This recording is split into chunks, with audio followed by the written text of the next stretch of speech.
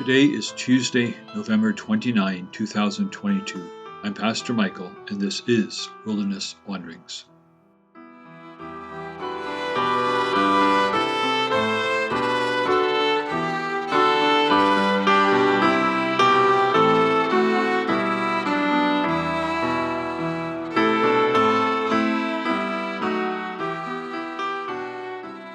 Our text is from Isaiah 7.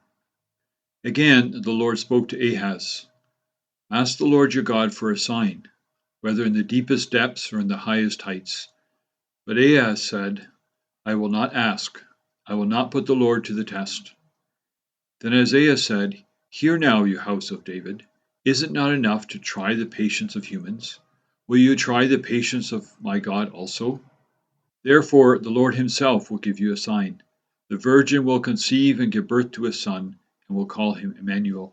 He will be eating curds and honey when he knows enough to reject the wrong and choose the right.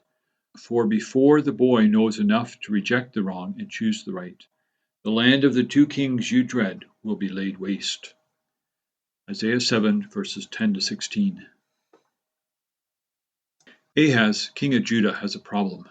Two kings, Pekah and Rezin, have formed a military alliance designed to raze his kingdom to the ground, leaving Ahaz and his people shivering like leaves in the wind.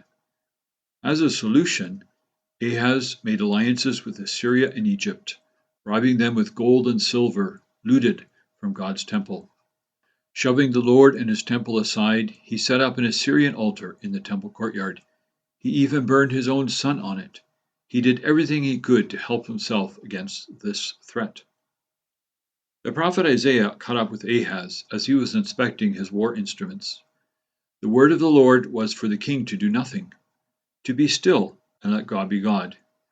Be careful, keep calm, and don't be afraid. Do not lose heart because of these two smoldering stubs of firewood. They have made their plots against you, but they will not succeed. Chapter 7, verse 4. Rezin and Pekah's schemes would fail. All that King Ahaz had to do was nothing. To stand firm in faith, to trust the promise of God, to wait for the Lord who helps those who cannot help themselves. But if you do not stand firm, you will not stand at all, warned Isaiah.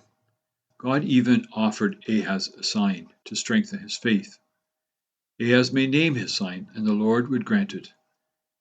But he refused. He would not put the Lord to the test. Though the king sounded pious, it was his pride speaking.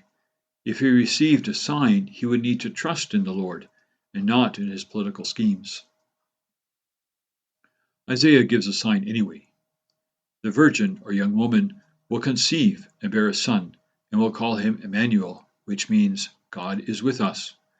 Within 9 months, Ahaz would know for certain that God was with them. And before the boy knows enough to reject the wrong and choose the right, that's about age 13, the land of the two kings he dreaded would be laid waste. And that is precisely what happened.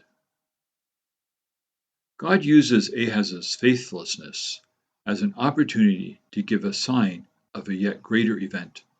The true deliverance of Jerusalem, the city of God, will come when a virgin conceives and bears a son, naming him Immanuel. A virgin will conceive, you asked? That's impossible. That is the point. The great sign that redemption is at hand would be something only God could do. Genesis 1 tells us that the Spirit of God hovered over the waters. Now the Holy Spirit hovers over the womb of the Virgin Mary to launch the work of recreation. Matthew 1:20.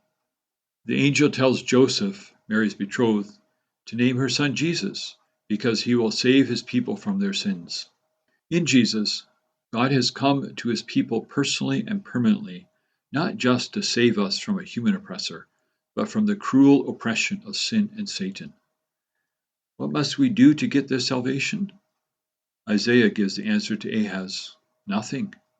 Just wait and receive. Watch what God is up to. The next month will include a great deal of preparation. Enjoy it all. But remember that God has done all the preparation for Christmas. As we trace this preparation through the Old Testament, remember that in the end, all we need to do is receive Jesus. Christmas is first and foremost God's gift of redemption to us.